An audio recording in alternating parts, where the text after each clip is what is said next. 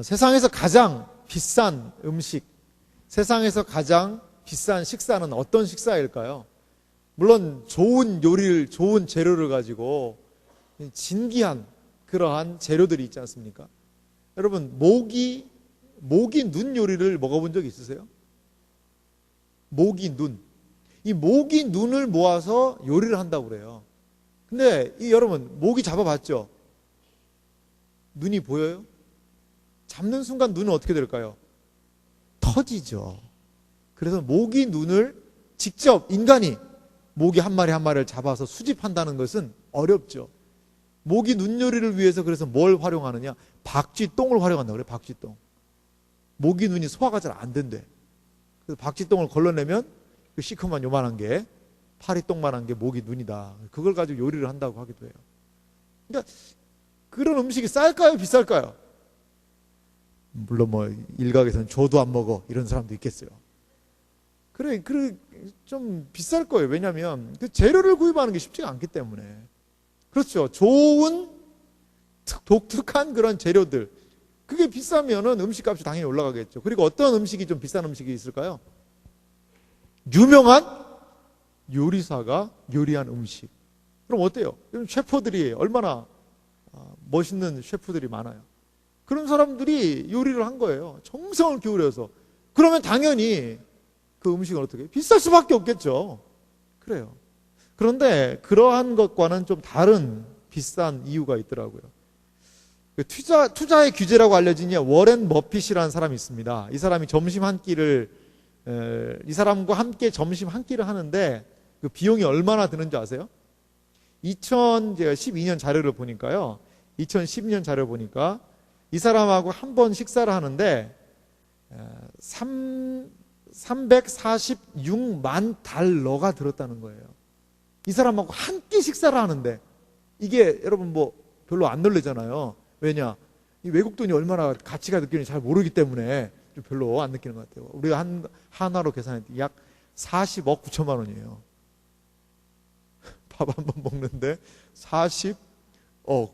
야, 차라리 그 돈 놔주지. 그렇죠. 그럴 수 있죠.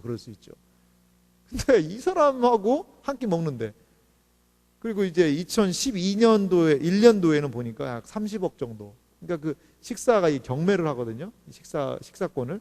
근데 그 정도 됐다는 거예요. 그래가지고요, 이 사람이 2000년부터 이제 1999년부터 이걸 시작했는데 2000년부터 해서 이제 그 금액을 내 가지고 2013년까지 총 1,600만 달러를 벌었대요. 그러니까 우리 돈으로 하면 164억이에요. 164억에 그러한 돈을 모은 거예요. 그래서 이거는 자기가 그냥 뭐 재산 수입을 한 것이냐, 그건 아니고, 이걸 어떻게 했냐면 노숙자들을 위한 자선단체인 글라이드라는 그런 자선단체가 샌프란시스코에 있다네요. 거기로 보내는 거예요. 그래서 정작 이 버핏하고 먹는 건 뭐냐? 뉴욕 맨하탄에 있는 스테이크 집이 있대요. 그 스테이크 집에서 스테이크 먹는 거예요. 스테이크도 맛있겠죠. 얼마짜리 스테이크예요? 40억짜리 스테이크. 그거를 해서 먹고 한다고 그래요. 그러면 이 의미가 뭐겠어요? 진짜 이 스테이크 막 열심히 먹고 그러면 그 의미가 상실하는 거잖아요. 그 식사에, 이 40억 9천만 원짜리 점심 식사에 메인 포인트는 뭐예요? 바로 워렌 버핏이죠. 버핏이 투자에 대해서 어떠한 조언을 해줄 것이냐, 거기다 투자하겠다는 것이죠. 오늘 우리가 성경 본문을 읽었는데요, 조금 좀 유사한 부분이 있는 것 같아요. 뭐냐면, 내가 관원과 함께 앉아서 음식을 먹게 되거든 삼가 내 앞에 있는 자가 누구인지를 생각해라. 그렇게 얘기하면서 오늘 이 본문의 말씀을 보면 무슨 음식 예절 이런 걸 알려주는 것 같단 말이죠. 그렇죠? 본문 말씀이. 그리고 6절 말씀에도 보면 악한 눈이 있는 자의 음식을 먹지 말아라 이런 얘기도 있고, 8절은 마지막에 조금 그런 게 있고, 내가 조금 먹은 것도 토하겠고 내 아름다운 말도 뜬 대로 돌아가리라. 그러면서 음식을 먹을 때 좀 제대로 잘 먹어라, 앞사람 생각하면서 좀 먹어라, 이렇게 얘기하는 것과 같은 뉘앙스의 본문을 우리는 만나게 됐다는 거죠. 과연 그러면 오늘 본문의 의미를 우리는 어떻게 생각해 볼 수 있을까요? 먼저 우리가 한 세 가지 측면을 좀 생각해 봤으면 좋겠는데요. 이 본문의 의미를 먼저 이렇게 생각해 봅시다. 먼저는 이제 관원과 함께 식사. 여기서 분명히 식사에 대한 이야기 하고 있잖아요. 관원과 함께하는 식사란 무엇인가? 그것을 우리 좀 생각해 보도록 합시다. 제가 읽었지만요, 좀 다시 한번 우리의 주의를 집중하기 위해서 23장 1절 말씀 다시 읽어볼까요? 잠언 23장 1절입니다. 같이 읽습니다. 내가 관원과 함께 앉아 음식을 먹게 되거든 삼가 내 앞에 있는 자가 누구인지를 생각하며. 2절도 읽을까요? 내가 만일 음식을 탐하는 자이거든 내 목에 칼을 들 것이니라. 그렇습니다. 여기에 보니까 관원이라는 사람이 등장해요. 관원은 누굴까요? 잘 몰라요, 누군지는. 하지만 좀 직책이 낮은 사람일까요? 높은 사람일까요? 높은 사람이에요. 이 사람이 뭐 함께 밥을 먹는 거예요. 여러분 한번 생각해 봅시다. 뭐 영화나 이런 거 보면 그 나오잖아요. 테이블은 짧아요, 길어요? 길죠. 근데 그렇게 긴 테이블에서 어떻게 손이 닿나 몰라, 이거. 중국 사람 똑똑한 거예요. 중국 사람 어떻게 해요? 돌리죠. 돌려. 이 테이블, 저도 중국에 가서 먹는데 참 괜찮더라고요. 근데 돌아가는 것도 순서가 있다고 그러더라고요. 그냥 막 지나가는 것도 막 멈춰가지고 다시 당겨가지고 돌리고 그러면 절대 안 된다고 그래요. 한 바퀴를 돌아서 다시 자기한테 돌아올 때까지 기다려야 된다는 거예요. 그동안에 음식 다 떨어지면요, 할 수 없고. 그래서 중국 사람들이 이렇게 돌리면서 먹는 그런 문화가 있더라고요. 생각을 해봅시다. 테이블이 있어요. 긴 테이블이 있는데 거기에 온갖 정말 산의 진미가 쫙 놓여 있는 거예요. 여러분 뭐 좋아해요? 점심시간 지났으니까 음식 얘기 한번 해볼까요? 뭐가 맛있어 하려나? 중국 음식으로 하면 팔보채, 양장피, 갈비탕, 구절판, 치킨? 치킨은 뺍시다. 거기서 늘 먹는 치킨인데 스테이크도 좀 올리고 파스타도 좀 올리고 오리, 까르보나 이런 것들 그냥 온갖 맛있는 거. 피자도 좀 맛있는 피자 있죠. 이렇게 온갖 그냥 정말 먹어볼 수 없는 먹음직한 것들이 거기 식탁에 풍성하게 있다고 생각을 해보세요. 요즘에 유행하는 게 뭐예요? 먹방이잖아요. 먹방. 이 먹방 엄청 찍잖아요. 저 집 진짜 맛있겠다. 거의 미끼라는 거 여러분 기억하시기 바래요. 거의 그런 데가 그 집에서 돈 주고서는 그렇게 하는 데가 참 많더라고요. 그래요. 근데 이런 풍성한 정말 잔치상이 차려져 있어요. 그리고 그 끝에 누가 앉아 있는 거예요? 관원이 딱 앉아 있는 거예요, 이 사람이. 그러면 거기에 앉아 있는 이 초대받은 사람은 어떻게 해야 될까요? 우와, 나 진짜 갈비 너무 좋아하는데, 야, 어쩜 립스온 바비 이런 걸 그냥 여기 가져왔냐? 그러고서 막 그냥 갈비 뜯고, 막 이거 뜯고 저거 뜯고, 그냥 이 사람이 막 먹을까봐 그냥 빨리 막 다 넘기기 전에 막 볼태기 터지는데 막 또 갖다 밀어넣고 언제 이것도 먹어보냐? 이렇게 하면 돼요, 안 돼요? 물론 그렇게 해도 되지 않나 이런 생각이 들 거예요. 하지만 거기는 먹방 찍는 데가 아니라는 거. 먹방 찍으면 안 돼요, 거기서는. 2절이 얘기하잖아요. 내가 만일 음식을 뭐하는 자이거든, 탐하는 자. 네가 만약에 먹방 찍으려고 한다면 뭐 하라는 거예요? 내 목에 칼을 두라는 거예요. 칼. 목에 칼을 둔다는 말이 뭐예요? 죽음을 생각하라는 거예요. 목에다 칼을 찔리면 죽잖아요. 목에다가. 그러니까 음식을 뭐 하라는 거예요? 탐하지 말라는 거예요. 그 자리는 뭐 하는 자리입니까? 그 음식 넘어 있는 사람과의 관계를 하는 자리예요. 관계를. 제가요, 박근혜 대통령이 저를 점심 식사에 초대를 했어요. 믿는 사람 3사람 있네. 가정을 해봅시다. 가정을. 그것도 그냥 조찬 기도에 오침이 아니라 오찬 이런 걸로 해가지고 그냥 여러분들이 지금 오침하는 사람들이 있어가지고 제가 그런 말이 나오잖아요. 정말 좀 도와주세요.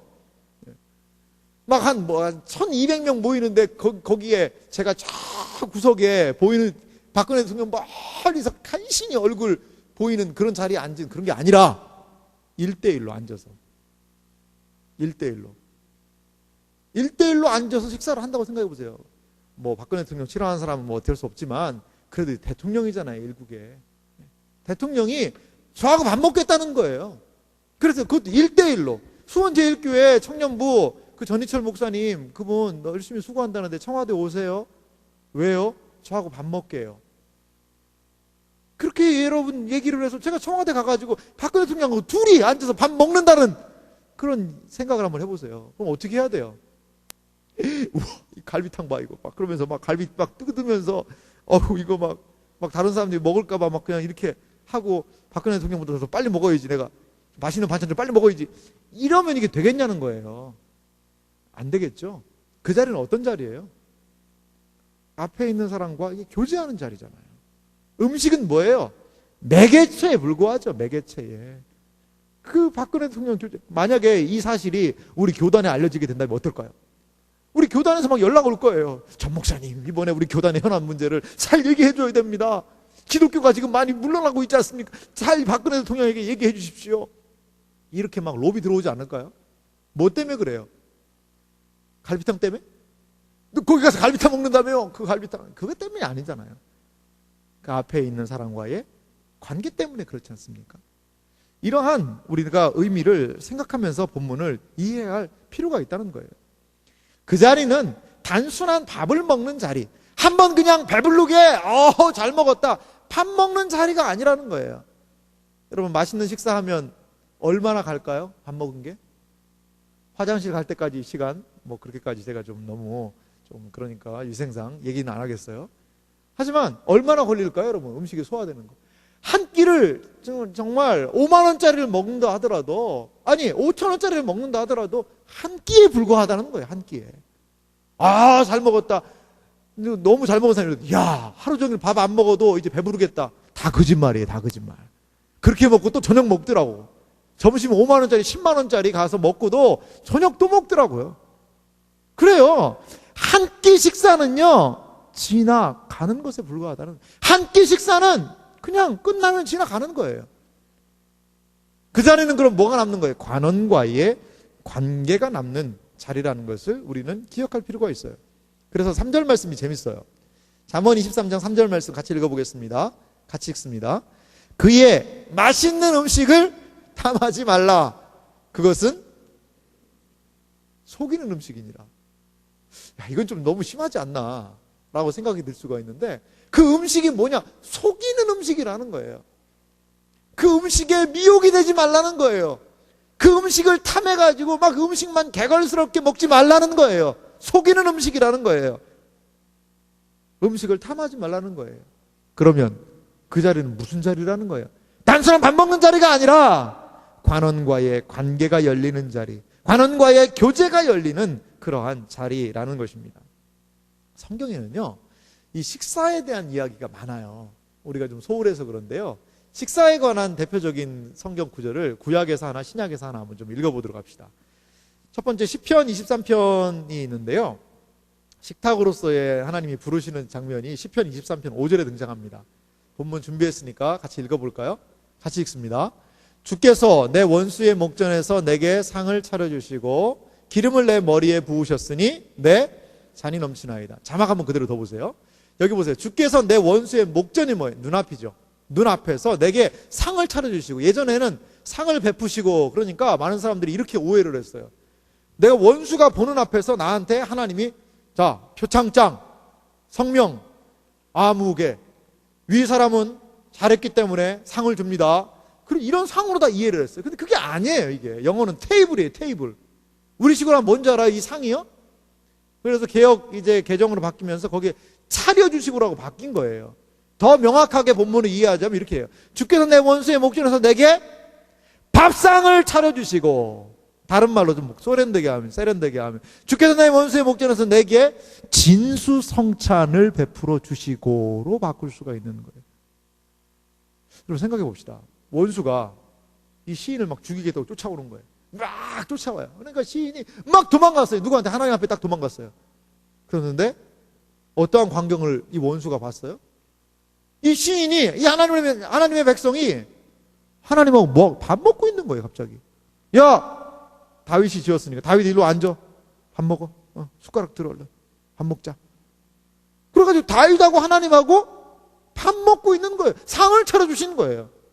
이게 무슨 말이에요? 다윗은 뭐 하는 사람이다? 하나님하고 밥 먹는 사람이네. 야, 전 목사는 어떤 사람이야? 그 박근혜 대통령하고 밥 먹은 사람이야. 오, 그래? 아, 그 기업가 누구 사람이야? 그 버핏하고 그 사람이 밥 먹었대. 오, 그래? 이거예요, 이거. 하나님과의 교제가, 하나님과의 연결이 그 식탁의 테이블을 통하여서 이루어졌다라고 여기 지금 시편 23편은 얘기하고 있어요. 하나님이 우리에게 어떠한 존재셨어요? 하나님이 다윗에게 적어도 어떠한 존재셨어요? 주께서 내 원수의 목전에서 내게 상을 차려주시고, 나 하나님하고 밥 먹는 사람이야. 나 하나님하고 이러한 관계야. 하나님과의 친밀한 교제를 밥상에서의 교제로 시편 23편은 설명하고 있습니다. 신약을 한번 가볼까요? 신약에 가보면 신약에 여러분 생각나는 밥상은 뭐예요? 어떤 밥상이 생각나세요? 오병이요? 그것도 밥상이죠. 누가 얘기했어요? 최후의 만찬. 그래요. 제가 최후의 만찬 하고 싶었어요. 누가복음 22장 19절 보니까 이런 말씀이 있습니다. 같이 읽어볼게요. 예수님이 최후의 만찬, 이제 십자가를 지시기 바로 직전이죠. 제자들과 함께 마지막 저녁 식사입니다. 이게 마지막 식사. 그래서 레오나르도 다빈치가 최후의 만찬 그 그림을 그렸잖아요. 그렇게는 안 했을 것 같아요. 그렇게는. 그거는 이제 유럽 서구적인 생각이고, 이제 기대어 누웠다고 그러니까 이렇게 비스듬히, 유대인들은 비스듬히 이렇게 상당히 편할 것 같아요. 우리도 한번 해보고 싶은데 비스듬히 이렇게 누워서 이렇게 밥을 먹으니까 이렇게 삥 둘러서 이렇게 하지 않았을까. 좀 상상이 조금, 이건 좀 과하긴 하지만 이렇게 기대면 앞사람의 발이 여기 있지 않았을까 이런 생각이 들기도 해요. 어떻게 했는지는 잘 모르겠어요.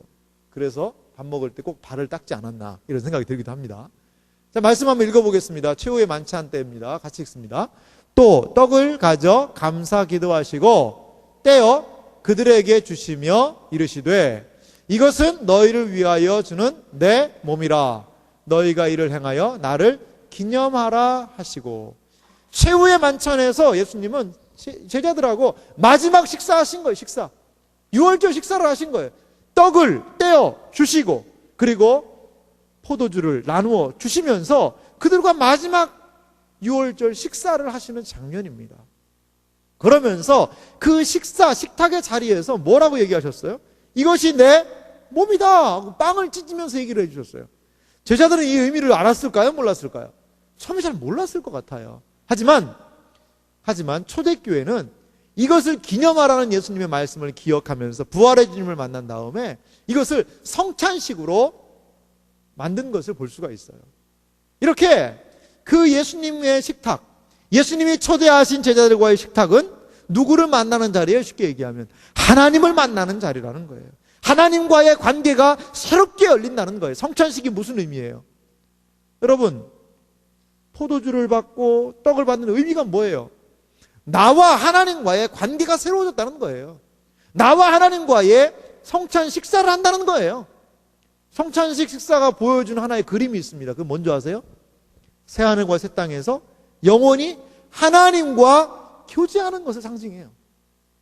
이 땅에서는 우리가 성찬을 같이 나누면서 떡을 떼고 잔을 나누면서 예수 그리스도로 말미암아 한 피요 한 언약 공동체임을 우리는 성찬식을 통해서 확인하게 돼요. 이것은요, 앞으로 새하늘과 새 땅, 우리가 하나님과의 영원한 교제를 할 것에 대한 하나의 상징적인 사건이라는 거예요. 예수님은 그것을요, 식사라는 그 컨셉을 통하여서 우리에게 지금 보여주고 계시다는 거예요. 이렇게 성경에 많은 사람들이 식탁의 자리에 초대되었고 그 식탁의 자리에서 하나님과의 만남을 갖게 되었다는 것입니다. 그런데 오늘 우리가 잠언 말씀을 보면 4절부터가요, 좀 이상하게 말이 좀 매끄럽게 연결이 안 돼요. 잠언 23장 4절 말씀 볼까요? 4절과 5절 말씀 보니까요, 부자 되기를 애쓰지 말고 내 사사로운 지혜를 버릴지어다. 내가 어찌하여 허무한 것에 주목하겠느냐. 정령이 재물은 스스로 날개를 내어 하늘을 나는 독수리처럼 날아가리라. 4절하고 5절은 음식 얘기가 나와요, 안 나와요? 갑자기 안 나와요. 물론 이 잠언의 특성이 한 절 한 절이 독립된 의미를 부여하기도 합니다. 그런데 1, 2, 3절까지는 그래도 음식 얘기가 나왔고 6절도 음식 얘기 있어요, 없어요? 그리고 7절은 마시는 얘기 있죠. 8절은 토하는 거 있으니까 음식 얘기했죠. 그 전체적으로 음식 이야기가 진행되는 와중에 4절, 5절만 음식 얘기가 빠졌고 무슨 재물, 돈 얘기가 나온단 말이죠. 이걸 어떻게 이해할까? 참 쉽지는 않은 부분입니다. 왜 음식 얘기하다 돈 얘기가 나올까? 그런데 이것은요, 조금은 그 진짜 밥 먹는 거 말고 하나님의 식탁에 초대된 하나님의 식탁, 좀 넓은 개념으로 우리가 이해를 하게 되면 이 부분에 대한 이해를 저는 할 수가 있다고 봐요. 할 수 있다고 봐요. 하나님이요, 우리의 인생을 이렇게 표현할 수도 있지 않을까요? 하나님으로부터 초대받은 식탁의 초대 같아요. 우리의 인생을요, 이렇게 표현할 수 있지 않을까요? 하나님과 함께하는 식사의 자리예요. 하나님이 우리의 인생의 식탁에 때론 무엇을 올려주세요? 여러 가지 다양한 것들을 올려주세요. 나의 재능도 올려놓기도 하고, 재물도 올려두기도 하고, 여러 가지 좋은 많은 것들을 우리의 인생의 식탁에 올려놓으신다는 거죠. 올려놓으세요. 배설해 주세요. 그것으로 인하여서 우리의 인생이 얼마나 기쁨을 누릴 수가 있어요. 얼마나 가치를 누릴 수가 있냐는 것이죠. 그래요. 우리의 인생은 하나님이 주신 많은 은혜들로 인하여서 풍성해지는 것이 사실이에요.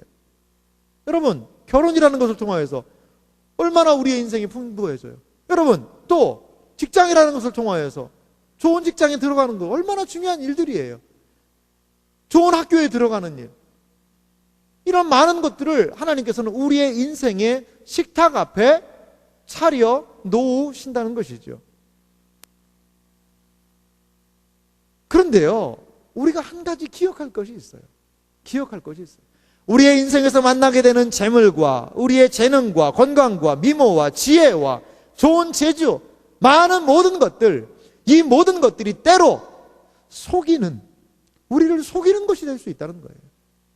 우리가 그러한 것을 통하여서 이 재물에만, 우리 식탁에, 인생의 식탁에 올라와 있는 재물에만 우리의 시선이 집중이 된다면, 우리 인생의 식탁에 올라와 있는 그러한 이 취업돼서 직장에만 나의 인생이 주목해가지고 그 인생의 식탁에 올라온 그것만을 주목한다면 그 앞에 있는 하나님을 놓치는 거예요.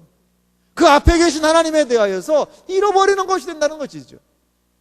우리 인생에 좋은 많은 것들, 때로는 속이는 것이 될 수 있어요. 왜요? 그 모든 것들은 지나가 버리기 때문에. 인생의 식탁을 툭툭 털고 일어나야 되는데 분명히 있어요. 식사는 시작하면 반드시 끝날 때가 있다는 거예요. 끝날 때가 있다는 거예요. 이게 식탁의 가장 중요한 원리입니다. 식사 시간 종땡땡 치면 끝나는 거예요. 이제 시간 됐네. 일어납시다. 그러면 뭐만 남겠어요? 앞에서 먹방 찍으면서 그냥 먹는 것만 신경 쓴 사람에게는 뭐가 남겠어요? 그렇죠. 배는 부르겠죠. 배는 부를 거예요. 먹방 찍었으니까. 근데 덩그러니 빈 그릇만 남잖아요. 그렇지 않겠어요? 빈 그릇만 남는 거예요. 그 빈 그릇 어떻게 놓고 가야지. 물론 남으면 요즘에는 좀 싸주세요. 이런 얘기도 할 수 있어요. 싸주세요. 하지만 덩그런 빈 그릇이 그 인생에서, 그 인생의 식탁에서 그 직장 생활하는 것만, 나 성공하고 돈 버는 거에만, 나 출세하고 내 명성을 얻는 거에만 신경 쓴 인생. 하나님이 너 인생 끝났다. 종땡땡. 이제 다 내려놔라. 자, 수저 내려놓고 끝났다. 그때 그 앞에 있는 식탁에만 집중한 사람은 빈 그릇밖에 안 남을 거예요. 하지만 그 모든 인생을 통하여, 그 모든 것을 통하여서 하나님께 집중한 인생은 식사 시간은 비록 끝났다 할지라도 그 인생은 하나님이 남는 인생이 될 줄 믿습니다. 제 친구가 있어요. 제 친구를 팔아먹어서 미안한데 직접 그 친구가 부탁한 거기 때문에 다시 한번 제가 얘기합니다. L모 기업이 있어요. 대기업이죠. 끝에 자는 G자로 끝나는 것 같아요. 거기서 제 친구가 팀장을 오랫동안 했어요. 30대를 정말 그 회사를 위해서 바쳤어요. 거의 바쳤어요. 신앙생활 열심히 하는 친구였습니다. 근데 결혼도 안 했어요. 결혼도 안 했는데 그 직장, 그러니까 얼마나 열심히 일했겠어요. 또, 그 기업이 되게 일을 많이 시키는 대로 알고 있거든요. 근데 이 친구가 공부하고 싶은 생각이 들어서 지금 뭐 미국에서 갑자기 어느 날 바람이 들어가지고 미국에 가버렸어요. 미국에서 지금 박사과정 공부하고 있거든요. 박사과정, 무슨 항공 우주 쪽으로 공부를 하고 싶대요. 그래가지고 중국으로 자기는 중국에 가서 선교하면서 교수하겠다고 그래요. 그런 얘기를 하더라고요. 아직까지 결혼 안 했어요. 아직까지 공부하느라고. 그래요. 나중에 한번. 예. 근데 이 친구가 미국에 가기 전에 한번 만나 식사하는데 그런 얘기를 하더라고요. 자기가 이제 자기 어떻게 보면 그 30대에 가장 중요한 때 아니에요? 그 시간을 바쳤던 직장을 퇴사하면서 나올 때 회사에서 딱 두 가지를 줬대요. 한 손에는 퇴직금 든 통장, 그리고 한 손에는 감사패. 열심히 일했죠? 감사패 함부로 안 주잖아요. 근데 감사패. 그 두 개를 받고 회사하면 이렇게 나오는데 너무 허무하더래요. 내가 그 밤에 그 잠 못 자가면서 내가 내 이 열정을 바쳐가면서 그렇게 일했는데 과연 이게 단가? 그러면서 그 친구가 저한테 얘기하더라고요. 철아, 너는 청년들 많이 만나고 그러니까 꼭 이것 좀 얘기해 주라. 회사는 다니되 목숨 걸지 말라고 그래. 다 지나가니까 너무나 허무하다. 그런 얘기를 저한테 신신당부를 좀 하더라고요. 신신당부를 하더라고요. 그래요. 우리가 인생에서 중요하게 생각하는 그 모든 가치가 지나갈 날이 있어요. 끝날 날이 있어요. 지금 여러분 그게 가장 커 보이겠죠. 지금 그 문제가 가장 나에게 중요해 보이겠죠. 아니요, 그렇지 않아요. 인생의 식탁에서 그것은 지나가는 것에 불과할 수 있다는 거예요. 우리는 하나의 평가에 분명한 기준이 있어야 됩니다. 그것은 무엇입니까? 목에 칼을 둘지어다. 이것이 나의 목숨과 어떠한 연관이 있는가? 내가 확 죽어버렸을 때 이 가치가 나와 과연 어떻게 나와 연결되는가? 그것을 생각하라는 거예요. 그러할 때에 탐식자로부터, 그 인생을 탐하는 자로부터 우리는 우리 자신을 지킬 수가 있다는 것입니다. 죽음 앞에서 과연 이것이 나에게 어떤 의미가 있을까? 죽음 이후에도 이것이 나에게 과연 어떤 의미가 있을까? 그것을 생각하면서 여러분들이 하나님을 기억하고 의지하며 나아간다면 여러분들은 하나님이 부르시고 초청하신 그 인생의 식탁 안에서 탐식자가 아니라, 그 음식을 탐하는 자가 아니라 절제하며 그분과의 교제로 나아가는 존재가 될 줄 믿습니다. 여러분, 너무나도 많은 사람들이 인생을 즐기고자 하잖아요. 요즘은 그 인생의 목적이 뭐예요? 즐기기 위한 거잖아요. 즐기기 위한 거잖아요. 엔터테인먼트, 호모 엔터테인먼트, 이런 새로운 인종들이 발생했어요. 알바 1년간 죽도록 해요. 그래가지고 2주 만에 다 써. 해외여행 갔다 와서. 그리고 또 알바를 시작해. 왜? 아니 뭐 인생이 뭐 있냐. 그냥 이렇게 즐기면서 살면 되는 거지. 물론 그것이 인생의 가치이자 의미일 수 있어요. 즐거울 수 있어요. 하지만 그러한 것들도요, 너무 과하면요, 저는 안 된다고 봐요. 그것은요, 인생의 개인적인 쾌락을 너무나 탐하는 자가 되는, 탐식자라는 것. 그 사람도 어떻게 해야 돼요? 내 목에 칼을 들지어다. 칼을 둬야 돼. 칼을 둬야 돼. 칼을 둬야 돼. 우리는 이 너무나도 중요한 이 청년기를 지나고 있잖아요. 이 청년 때에 이 세상에 좋아 보이는 너무나도 많은 가치들이 있잖아요. 그 가치 앞에서 우리는 어떠한 태도를 보여야 할까요? 청년의 시기가 힘이 있는 시기고 열정이 있는 시기고 그리고 순수한 시기이기도 하지만 너무나도 쉽게 이 청년의 시기는 유혹에 넘어지기도 하고 그리고 이 세상의 많은 초류에 휩쓸려 가는 시기이기도 해요. 그래서 우리는 어떻게 해야 돼요? 칼을 둬야 되는 거예요. 죽음을 기억하고 하나님이 진정으로 내 인생을 통하여서 의미하시는 것이 무엇인지에 대해서 눈뜰 때에 우리는 인생의 탐식자로 남는 것이 아니라 하나님과의 온전한 식탁의 교제로 관계로 나아가는 인생이 될 줄 믿습니다. 여러분들이 지금 하는 일들, 하나님과 어떠한 관계가 있으세요? 여러분들이 지금 하고 있는 많은 그 일들이 하나님과 어떠한 연결성을 지을 수가 있습니까? 우린 그걸 해야 돼요. 노력해야 돼요. 그러지 않으면 인생에서 의미를 상실해 버릴 수밖에 없다는 것입니다. 만약에 여러분들이 탐식자라면 속이는 음식을 기억하며 목에 칼을 두시는, 그리고 우리의 인생의 식탁에 그분께서 앉아 계시다는 것을 기억하시는 여러분들이 되시기를 주님의 이름으로 축원합니다. 마지막으로 우리가 생각해 볼 것이 있습니다. 그렇다면 과연 우리는 우리의 인생에서 무엇을, 이 인생의 식탁에서 무엇을 어떻게 주목하고 무엇을 신경을 써야 될 것인가, 그것을 마지막으로 살펴봤으면 좋겠습니다. 신약에 보니까요, 이러한 식탁으로 부르는 초대가 신약에도 참 많이 등장합니다. 그런데 특별히 저는 이 식탁이 가장 멋있게 드러난 부분이 요한복음이라고 봐요. 우리 한번 성경을 펴볼까요? 요한복음 21장을 보겠습니다. 요한복음 21장 말씀을 좀 보겠습니다.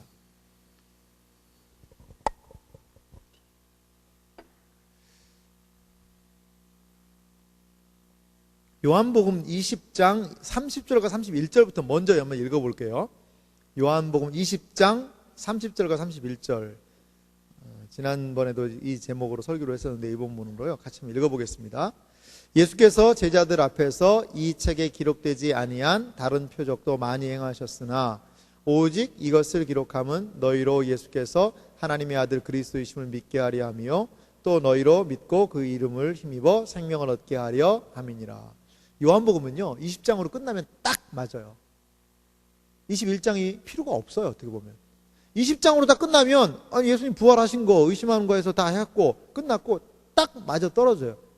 21장을 많은 사람들은요 이게 부록이라고 해요. 부록.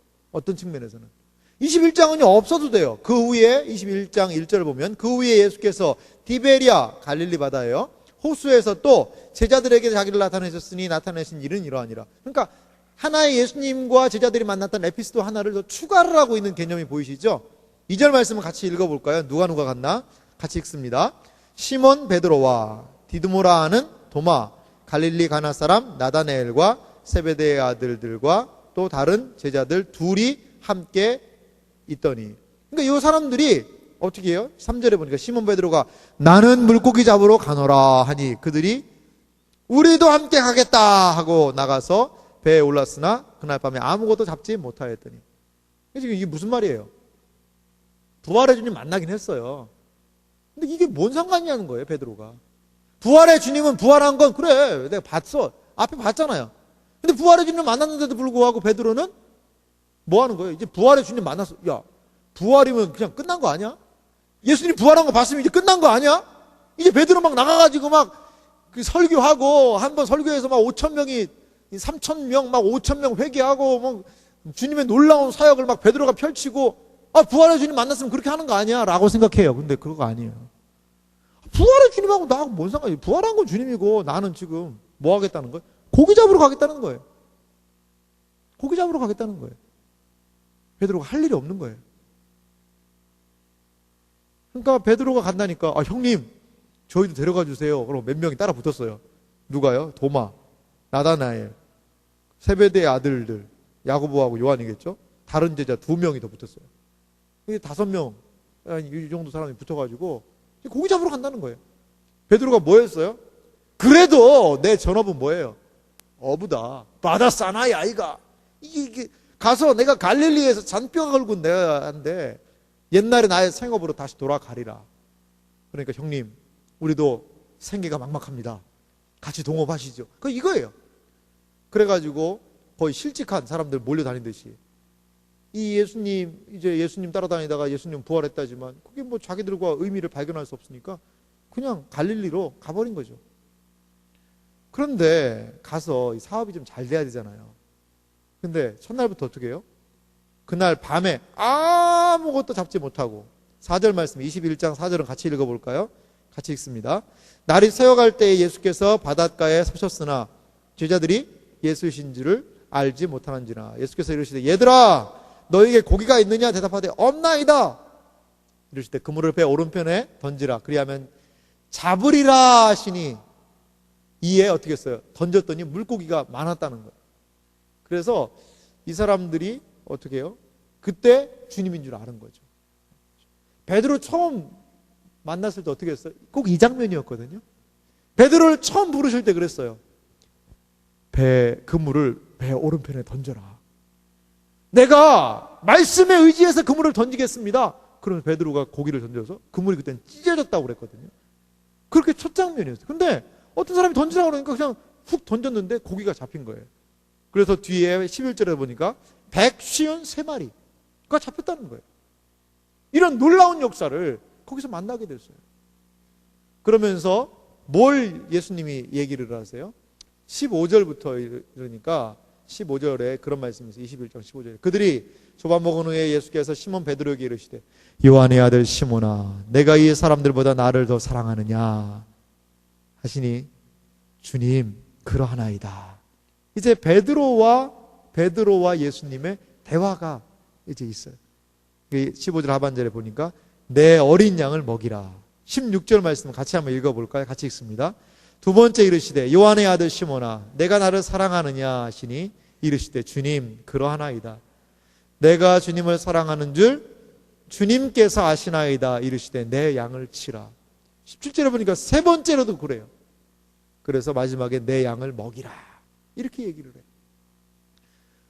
그러니까 예수님이 다시금 이 베드로를 부르셔서 처음 부르실 때와 같이 그런 고기 잡는 그 과정을 통하여서 이제 목양에 자신의 양, 내 어린 양들을 좀, 양이라는 건 뭐예요? 주님 믿는 사람들이죠. 이 위탁하는 거예요. 맡기는 거예요.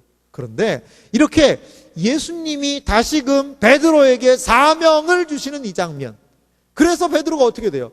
이 이후가 바로 사도행전의 이야기가 이어지는 거예요. 사도행전의 이야기가. 이렇게 다시 한번 베드로는 여기서 사명을 부여받고 두 번째 사명을 부여받고 사도행전의 놀라운 역사를 하는 그러한 사도 베드로가 되거든요. 그런데 이 장면이 어떠한 장면이라는 것이죠. 21장 12절과 13절 말씀을 같이 읽어보겠습니다. 21장 13절과 12절과 13절입니다. 같이 읽습니다. 예수께서 이르시되 와서 조반을 먹으라 하시니 제자들이 주님이신 줄 아는 거로 당신이 누구냐 감히 묻는 자가 없더라. 예수께서 가져서 떡을 가져다가 그들에게 주시고 생선도 그와 같이 하시니라. 무슨 장면이에요? 밥 먹는 장면이에요. 무슨 장면이에요? 아침 먹는 장면이에요. 밤새도록 그물질하고 이 사람들이 얼마나 배고팠을까. 그런데 주님은 그 새벽에 그 호숫가에 나와서 그 갈릴리가요 바다나 호수나 똑같은 말입니다. 우리가 보면 이게 무슨 이게 바다예요 호수지라고 생각하는데 그 사람들이요 이게 딱 봐서 안 보이잖아요. 눈에서 안 보이면 바다라고 불렀어요. 끝이 보이면 호수라고 부르고. 그래서 호수, 바다 이런 말이 교차로 성경에 쓰이고 있어요. 문화적인 좀 차이가 있고요. 거기에 주님 오신 거예요. 오셔서 뭐 하려고? 다른 말로 베드로 회복시키려고.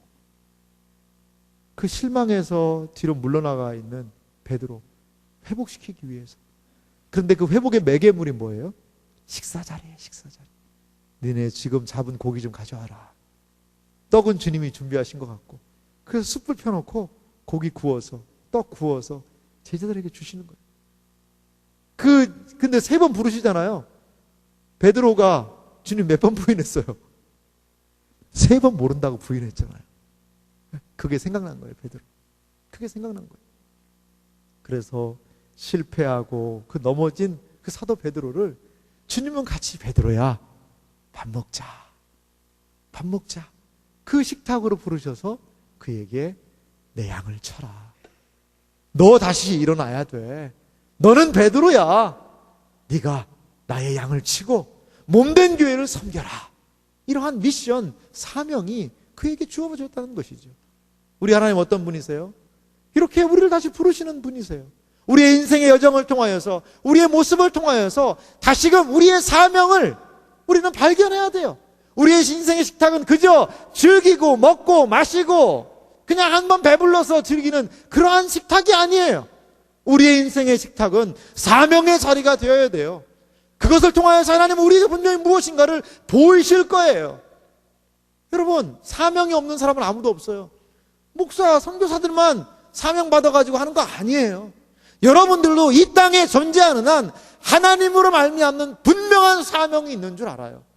어떤 사람은 교사로, 어떤 사람은 아이들을 가르치는 것으로, 어떤 사람은 병원에서, 어떤 사람은 지금 비록 아르바이트 하고 있지만 그 자리에서 여러분들이 속해 있는 그 모든 자리는 사명의 자리예요. 거기에서 하나님을 기억하고 하나님이 기뻐하시는 그 일을 행함으로 우리는 하나님과의 교제가 가능하다는 거예요. 베드로, 하나님과의 교제가 잠시 단절됐잖아요. 부활의 주님을 만났음에도 불구하고 나 고기 잡으러 가. 그건 그거고 하나님과 상관이 없잖아요. 하지만 이 식탁의 자리에서 이 아침에 아침 식사의 자리를 통하여서 그는 다시 주님과 온전한 관계, 온전한 식탁의 교제를 누리며 사명자로 거듭나는 모습을 우리는 볼 수 있습니다. 그런데요, 좀 재밌는 게요, 이러한 식탁에서의 교제가 한 번 더 나타나는 것을 볼 수 있어요. 사도행전 10장 말씀을 좀 보도록 하겠습니다. 베드로에게 나타나는 그런 부분인데요. 사도행전 10장 11절과 13절 말씀 자막 준비했는데요. 이 사도행전 10장은 이방인들이 신앙 안으로 들어오게 된 결정적인 장이에요. 이방인들에게 어떻게 복음이 증거됐는가, 그거에 대한 결정적인 장인데, 사도행전 10장 11절과 13절 같이 읽어보겠습니다. 하늘이 열리며 한 그릇이 내려오는 것을 보니 큰 보자기 같고 내 귀를 메어 땅에 들이웠더라. 그 안에 땅에 있는 각종 네 발 가진 짐승과 기는 것과 공중에 나는 것들이 있더라. 또 소리가 있으되 베드로야 일어나 잡아 먹으라 하거늘. 그 이방인들에 대한 선교에 대한 환상을 보여줄 때 하늘에서 보자기 같은 게 내려오는 거예요. 보자기. 내 귀퉁이를 맨 보자기가 이렇게 쭉 내려오는 거예요.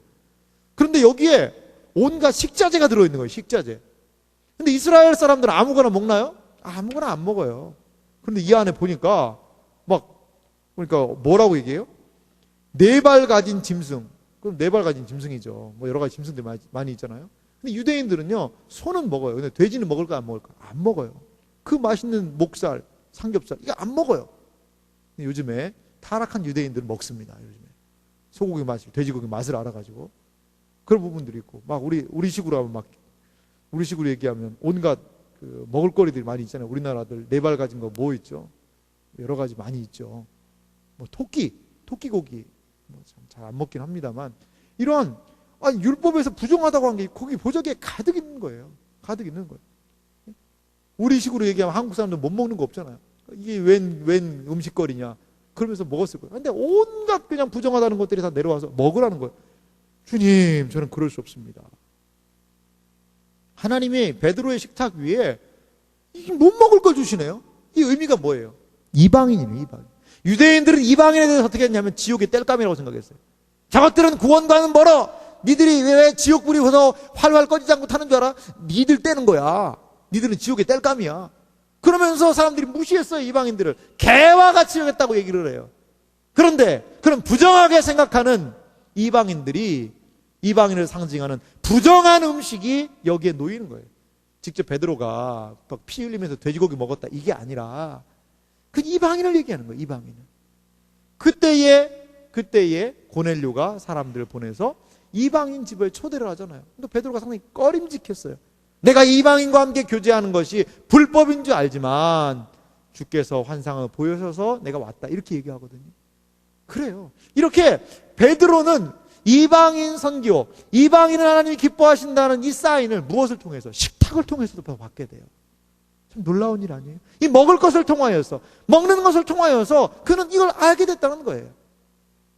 이 식탁을 통하여서 베드로는 또 하나의 이방인 선교에 대한, 이방인도 하나님이 구원을 주시기를 기뻐하신다는 하나님의 놀라운 뜻을 식탁을 통하여서 잡아 먹으라, 이 먹는 교제를 통하여서 그는 확인했다는 것입니다.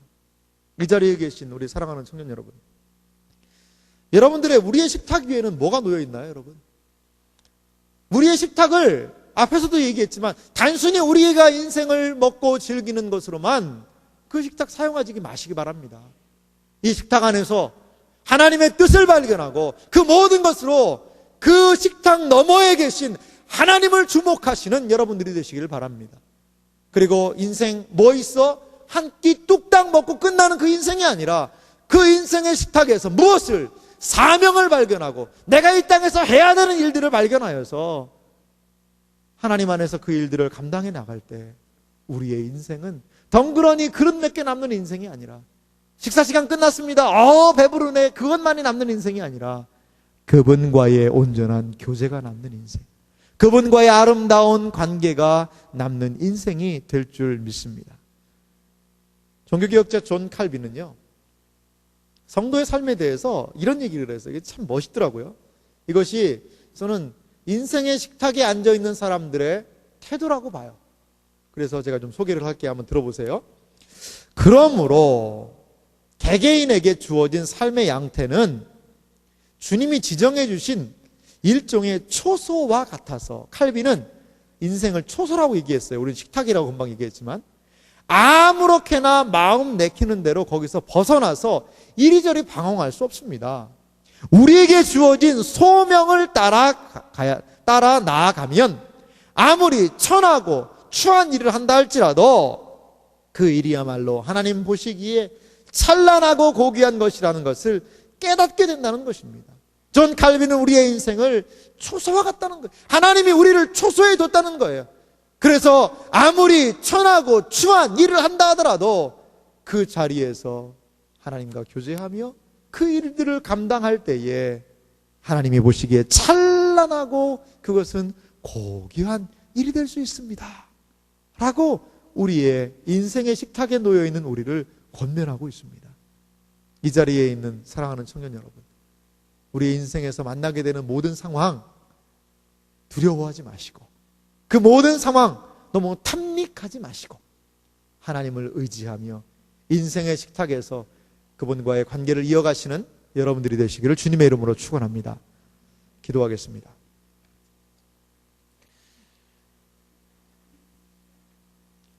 이 시간 우리 기도할 때 하나님의 관점에서 우리 인생을 좀 보게 해달라고 기도합시다.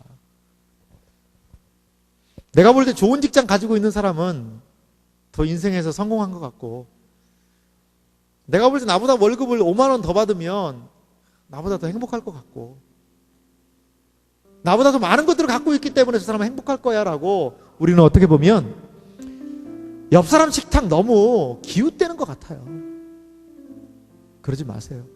내 식탁에 집중하고 내 인생의 식탁에 올리신 하나님의 뜻들을 기억하고 그리고 그 식탁 넘어 계신 주님을 좀 주목합시다. 그러할 때에 비록 소찬이지만 감사할 수 있지 않을까요? 비록 때로는 좀 초라해 보이는 인생이라 하더라도 그 인생 결코 초라하지 않을 거예요. 왜? 그 식탁에 주님이 계시기 때문에, 주님과 함께한 식사의 자리이기 때문에, 주님이 그 식사의 내 인생이라는 식탁을 통하여 나와 교제하시기 때문에, 원수가 온다면 그 광경을 보고 기겁하여 다윗과 같이 도망갈 거예요. 저 사람 하나님과 밥 먹는 사람이네. 도망가야 돼. 사명을 잃었다면 그 사명의 자리에서 그 식탁에서 사명을 발견한 베드로와 같이 다시 한번 우리는 그 식탁을 통하여 내 인생의 의미 발견하게 될 줄 믿습니다. 하나님과의 관계가 단절되었다면 예수님이 초대하신 마지막 만찬을 통하여 우리와 하나님과의 관계를 새롭게 했던 것처럼 우리는 다시금 그분과의 관계를 우리 인생의 식탁을 통하여 새롭게 할 줄 믿습니다. 우리는 우리의 인생의 식탁을 통하여 하나님을 만나는 그런 자라는 것을 기억했으면 좋겠습니다. 말씀을 생각하며 하나님이 기뻐 받으시는 우리의 삶, 그 삶이 될 수 있도록 도와달라고, 하나님을 주목하는 삶이 되길 수 있도록 도와달라고 같이 기도합시다.